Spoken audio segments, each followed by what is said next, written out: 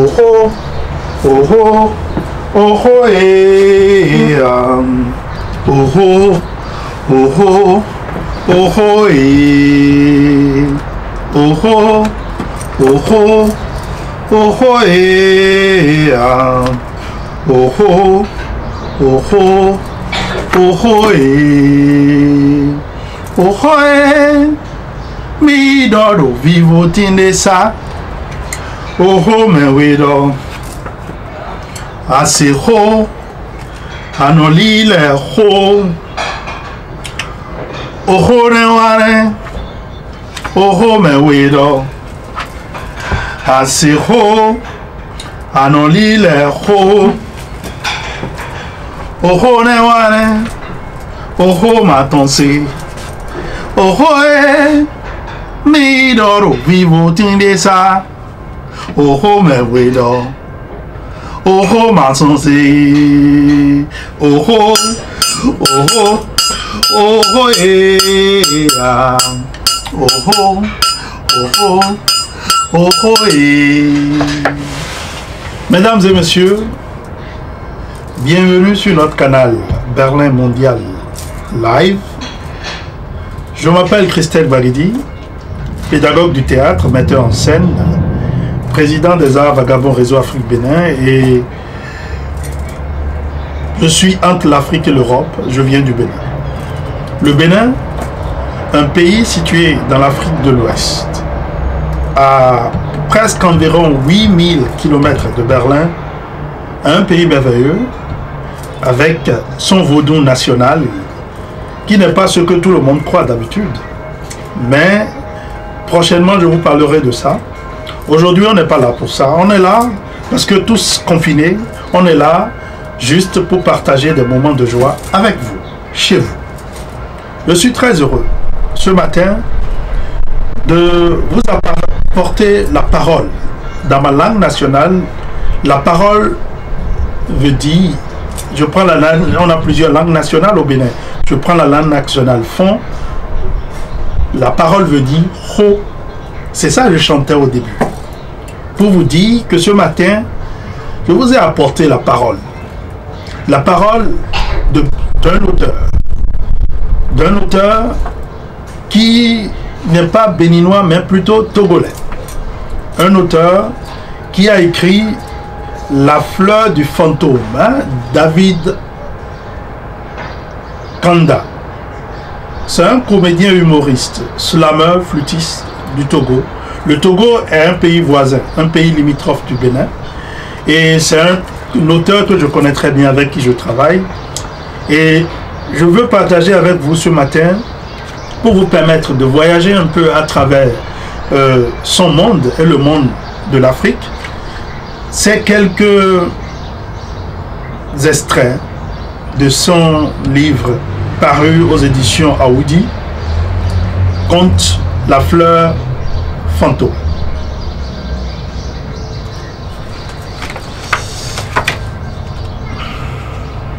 Alors, allez chercher votre café, asseyez-vous et nous allons rentrer dans son monde. Agnela wese, Agnela wese, Agnela wese. C'est rien du tout. C'est l'histoire de rien et de tout. Rien et tout sont très amis. Tellement amis qu'on ne peut détacher rien de tout. Tellement amis que le quartier qu'ils habitent s'appelait rien du tout. Agnela wese, Agnela wese. Rien de tout ne peut détacher rien de tout. Rien et tout se promènent partout. Partout où les gens aiment faire rire. Partout où les gens aiment faire rien pour gagner tout. Cependant, on raconte que rien n'aime rien faire. Tandis que tout faire, tout mais rien et tout vivaient tous dans rien du tout. Un jour, rien vient d'éveiller tout et lui dit, tout, tu ne me dépasses en rien du tout. On a tous 4... Sans laisser son ami achever sa phrase, tout coupe rien. Toi, rien. Qui ne fait rien? Moi, tout. J'ai beaucoup d'atouts. Je fais tout et toi, rien. Tu me dis que je ne te dépasse en rien du tout. Vaut rien. Pardon. Bon. Une querelle naît. Bo, ba, bo, ba, bo, ba, bo, ba, bo, ba, bo, ba, ba. Une querelle naît, les insultes pleuvent et rien du tout décide de régler leur querelle devant le chef du quartier de rien du tout. Arrivé devant le chef de rien du tout, rien prend la parole avant tout. Parce qu'après tout, rien n'est plus habile que tout. Chef, ce n'est rien. Hein? C'est tout qui m'insulte partout que moi, rien, je ne fais rien. Et que je suis rien, un vaut rien. Tout est couché, tout est touché. Ah non, un chef, c'est rien qui a tout commencé. J'étais chez moi tranquille quand rien est venu me dire que je ne le dépasse en rien du tout. Alors que moi, tout, j'ai beaucoup d'atouts. Je fais tout pendant que lui, rien, il ne fait rien. Rien reprend la parole. Rien reprend la parole. Chef, en fait, je n'étais pas venu vers tout pour quereller, mais juste pour attirer son attention sur le fait qu'on a le même nombre de lettres, 4. Rien, ça fait 4 lettres. Tout, ça fait 4 lettres. On a donc la même taille et la même capacité. Le chef de rien du tout sourit un peu et leur dit, rien et tout, vous n'avez rien à faire. Pendant que nous parlons de fraternité et du renforcement de l'amitié entre les peuples, vous perdez tout votre temps pour des querelles de rien du tout. Tout. Sache que tu es rien que pour quelqu'un et rien, sache que tu es tout pour quelqu'un. Sachez tous qu'on a besoin de rien, de trop et de tout le monde pour faire un monde. Allez-y et méditez-en. Chers amis, ce premier extrait, c'est juste pour vous dire chez vous que même confiné, sentez-vous aimé. Sentez-vous que des gens pensent à vous. Des gens, ils vous aiment. Ils pensent à vous et ils vous apportent leur énergie de loin. Nous ne sommes rien. Nous sommes tout. Et ce n'est qu'ensemble qu'on pourra vaincre tous nos problèmes. C'est pourquoi je suis très heureux de partager cette petite histoire de rien du tout avec vous. La deuxième histoire, nous irons chez les anciens maîtres de la terre. C'est toujours du même auteur.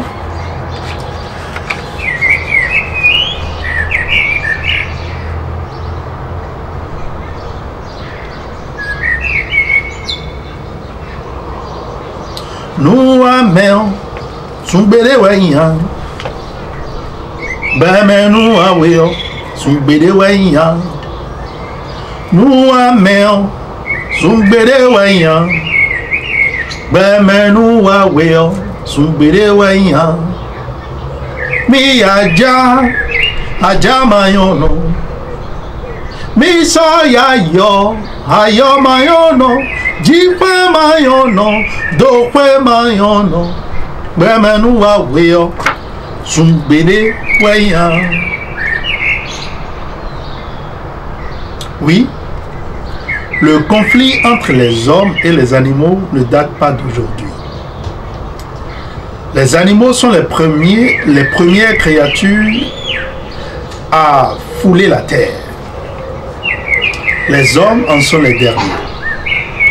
Ainsi, les animaux très grands, solidaires et sédentaires se sont bien établis au cœur de la terre.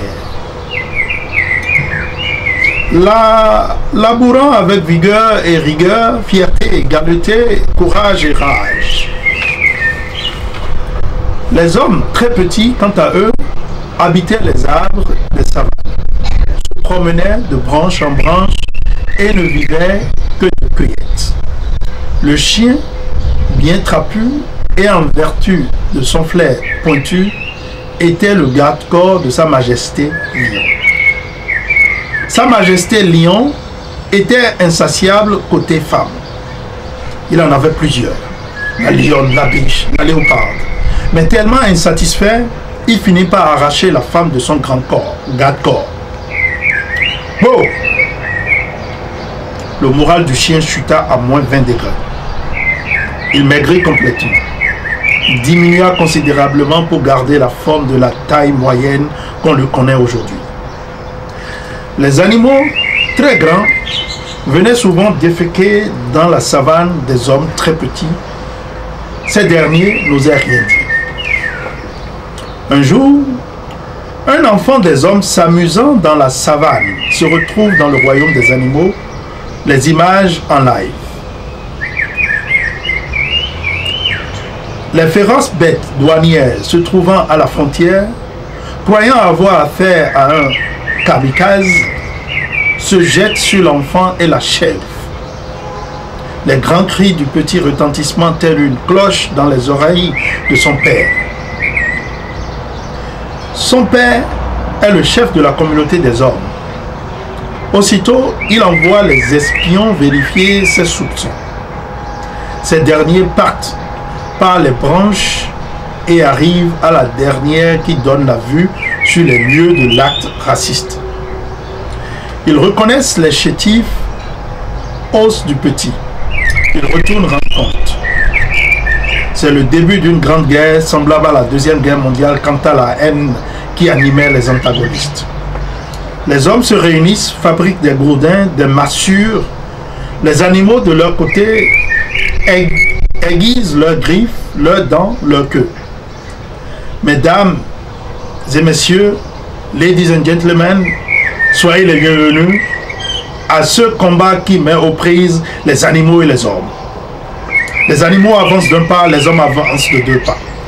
Les animaux avancent avec assurance. On peut voir à la première rangée les chiens, les hyènes, à la deuxième rangée les rhinocéros, des éléphants sur lesquels se tiennent les singes qui donnent la situation aux vrais guerriers. Taureaux, panthères, lions, derrière une masse de poussière. Les hommes, pendant ce temps, courent dans tous les sens, se cognent entre eux, se relèvent, et ça avance des deux côtés. Ça avance jusqu'à ce que, bo, ba, collusion. Oh! Les hommes, voyant qu'ils n'en pouvaient plus, signent l'armistice. Fin de la première bataille. Victoire aux animaux. Les hommes réfléchissent et décident de fabriquer cette fois-ci des flèches. Au bout de chaque flèche pointe du fer. Du fer découvert en pleine guerre. C'est l'une des premières inventions de l'homme sur Terre. Il retourne à la guerre, cette fois-ci bien groupé et surmotivé. Au signal, les flèches pleuvent sur le royaume des animaux. Les animaux n'en pouvaient plus. Brandissent le drapeau blanc en signe de reddition. Fin de la seconde bataille. Victoire aux hommes.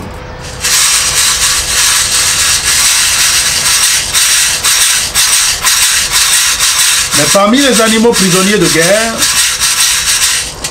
certains ont fui vers les lieux qu'on appelait plus tard jungle. Ceux qui sont restés sont devenus les animaux domestiques. Et parmi ces animaux domestiques, le chien et le chat se disputent la garde personnelle de leur nouveau maître. Le coq, lui, s'est imposé comme chef de la basse-cour et s'est assigné la tâche de réveiller les hommes. Les hommes ont investi le royaume des animaux et sont devenus sédentaires et solidaires au sortir de la guerre. Ils labourent la terre avec vigueur et rigueur, fierté et gaieté, courage et rage. Ils ont commencé à varier leur alimentation et donc à agrandir et à grossir. Il y en a parmi eux qui exagèrent un peu, comme je ne veux pas citer de nom. Cependant, les hommes ont continué cette guerre que nous appelions la chasse.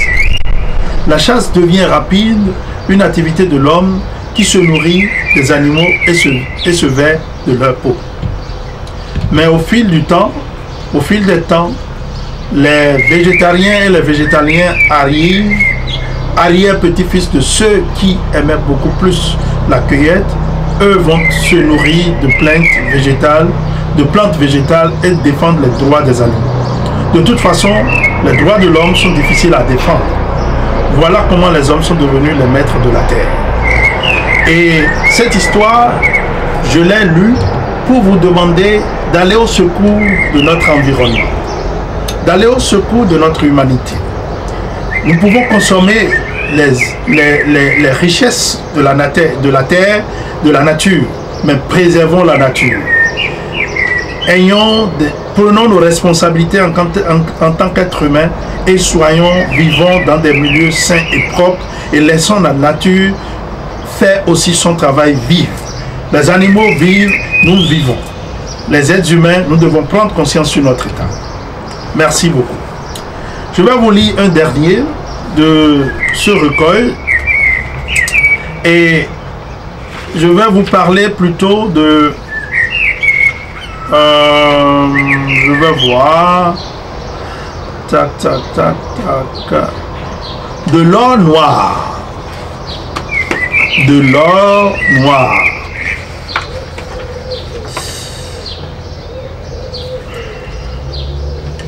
l'or noir.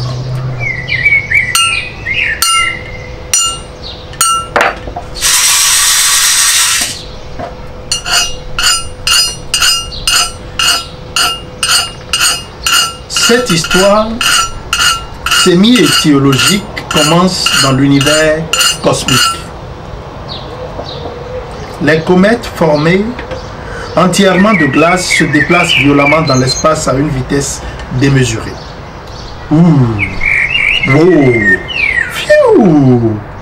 Et après un temps fou, un temps dont les chiffres dépassent largement l'écran d'une calculatrice, les comètes commettent une collision à la face de la planète Terre. Babo! Terre-mère sera immergée pendant longtemps dans cette grande eau avant d'émerger. Cette histoire semi-étiologique commence plutôt là. Là où petit à petit la vie pousse, là où petit à petit l'humanité hume ses premiers souffles. On peut voir Mère Terre encore immergée dans la seule et même mer. Mère Terre, certes opaque, laissée couler de ses portes, fleuves et rivières. Ses enfants, les premiers hommes, y viennent s'abreuver après leurs intenses activités de cueillette. Ces premiers hommes, les primitifs, vivent ensemble en parfaite harmonie. Ils vivent ensemble, se partagent tout jusqu'à la moindre particule de fruits. Il n'y a pas de différence de peau, de culture ou de religion. Ils s'expriment à travers les premiers signes et sons, mais s'entendent bien. Chacun vit heureux dans le respect de l'autre et dans le respect de la nature. Et la nature naturelle les protège. Il n'y a pas de pollution, pas d'Ebola, pas de corona. Il n'y a pas de virus qui venait les déranger. Ils vivaient longtemps avant de supplier d'âmes mortes et de les emporter.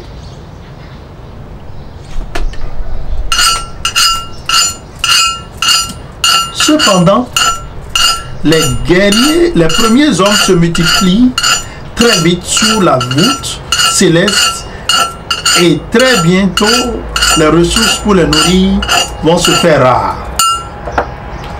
Commencent alors les migrations, les déplacements, à pied et plus tard à cheval, de l'est à l'ouest, du nord au sud, sur le parc terre-mer pour trouver de quoi nourrir sa famille.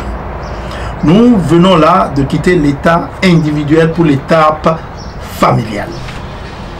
Et au bout de leur quête, quand ils remuent bien leur tête, les hommes finissent toujours par trouver de quoi remplir leur ventre. Et après, c'est la réjouissance. Chant. Ils chantent. Ils chantent. Ils dansent. Ils sont heureux. Ils vivent heureux. Les enfants de Mère Terre dansent, chantent, sautent de joie. Les bustes robustes des hommes se mettent en faveur, en facteur. Les hanches des dames déambulent. Leur papaye pas s'élève, s'envole vers les cieux, éveille les plus curieux, mais c'est en cœur que leurs pieds cognent avec rigueur et vigueur les différentes parties du corps de Mère Terre. Un jour, l'opaque terre-mère qui en avait marre de recevoir des coups de pied dans les yeux, dans le ventre, sur son visage, sur son torse, se fend en 5 gros morceaux. Bon, c'est la tectonique des plaques, avec la naissance des 5 continents et l'alternance des climats pas toujours cléments. Flamme Vlom, quelques millions d'années plus tard, Mère Terre revêt tout un nouveau visage avec des hommes, certes, cette fois-ci, différents de peau, de morphologie, de culture, de langue, de religion, mais toujours caractérisés par la recherche du mieux-être et la mort qui vient les surprendre ou les surprendre. Ces hommes nouveaux, dans leur quête, découvrent les richesses enfouies dans les entrailles de Mère Terre. Oh, or, diamant, nickel, phosphate, bauxite, cacao, manganèse et que sais-je encore. Aussitôt, les hommes vont commencer à se les approprier et se les disputer. Allez, puise qui peut. Ouga, ouga, c'est là qu'on va. C'est alors qu'ils vont ériger des barrières et frontières. C'est la naissance des pays. Nous quittons là l'étape familiale pour la notion d'État.